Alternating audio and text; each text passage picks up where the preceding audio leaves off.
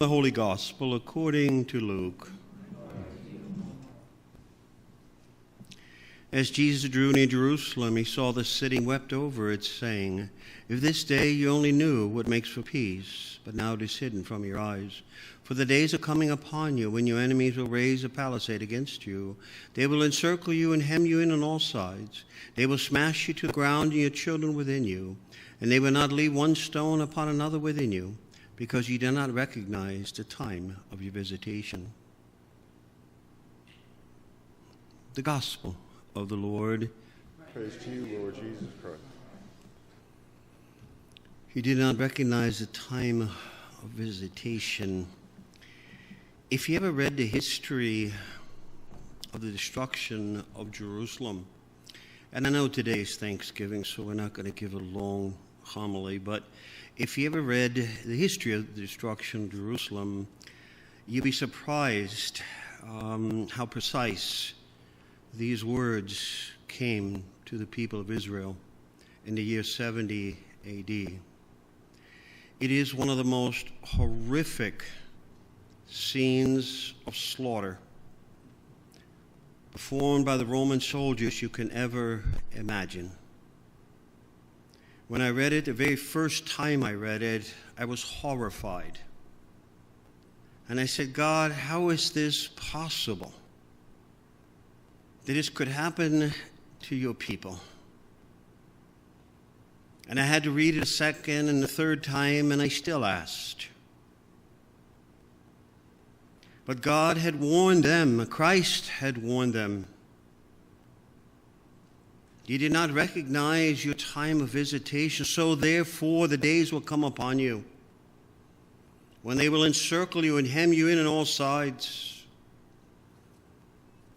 They will smash you to the ground, your children within you, and not leave not one stone upon another. In the 70 AD, the Romans went in and destroyed the city of Jerusalem, killing, if I remember the numbers correctly, it was 1.9 million Jews that they literally killed. Another 1 million died of hunger. And about 100,000 were taken into slavery. So you're talking about 3 million Jews that felt the wrath of God in a very extreme way. And I'm just giving you a minor picture of it. The only reason I am is because it's the reading of this day. So I just thought I'd give you a little bit of an explanation. I've always, one day in one of my weekend homilies, I will read the entire story of the destruction of Jerusalem in the year 70 AD. And I would almost recommend don't bring your children to church that day. Leave them at home, because it is that offensive. It is that horrible to even imagine what happened to these people. But anyways, today's a day of gratitude, so let us have some joy and give thanks to God. I just want to read something to you from President James Madison. And he says, the Senate and House of Representatives of the United States have by joint resolution signified that they desire that the day may be recommended to be observed by the people of the United States, which religious solemnity is a day of thanksgiving and a devout acknowledgement to Almighty God for his great goodness manifested in restoring to them to the blessings of peace. Now, I don't know of any other country. I know there are countries like Canada who have a day of thanksgiving, and I believe France has a particular day. I know there's some sort of thing in Germany as well. But we specifically designate this day as giving thanks to God. Not to a turkey, not to mashed potatoes, not to pumpkin pie. That is sort of a cultural expression of thanksgiving, because we connect it to the history of the Indians and the settlers that came here, but you'd be surprised. What we eat today, they didn't really eat as their first meal. But anyways, no people ought to feel great obligation to celebrate the goodness of the great disposer of events of the destiny of nations than the people of the United States. His kind providence originally conducted them to one of the best portions of the dwelling place allotted for the great family of the human race. He protected and cherished them under all the difficulties and trials to which they were exposed in their early days. Under his fostering care, their habits, their sentiments, their pursuits prepared them for a transition in due time to a state of independence and self-government. In the arduous struggle by which was attained, they were distinguished by multiple tokens of his benign interaction. During the interval which succeeded, he reared them into the strength and endowed them with the resources which have enabled them to assert their national rights and enhance their national character in arduous conflicts, which is now so happily terminated by a time of peace and reconciliation with those who have been our enemies. And to the same divine author of every good and perfect gift, we are indebted for all those privileges and advantages, religious as well as civil, which are so richly enjoyed in this favored land. It is for blessings such as these, and more especially for the restoration of the blessing of peace, that I now recommend that a day be set apart as a day on which the people of every religious denomination may in their solemn assemblies unite their hearts and their voices in a freewill offering to their heavenly benefactor of their homage of thanksgiving and their songs of praise. A proclamation for Thanksgiving Day is given at the city of Washington on the 4th day of March, 1815, and of the independence of the United States, the 39th. President James Madison was the 4th president of the United States of America. But it's interesting what he says. He says very clearly that people should get together in their houses of worship.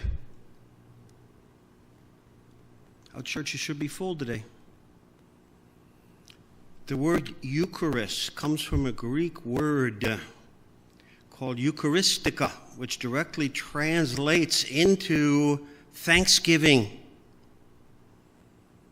Every Mass that we offer, the Eucharist, the sacrifice, is a Mass of thanksgiving. It is the primary form of prayer that a human being offers to God, outside of petitions and reparation and so on, and prayers asking for things. Thanksgiving is number one.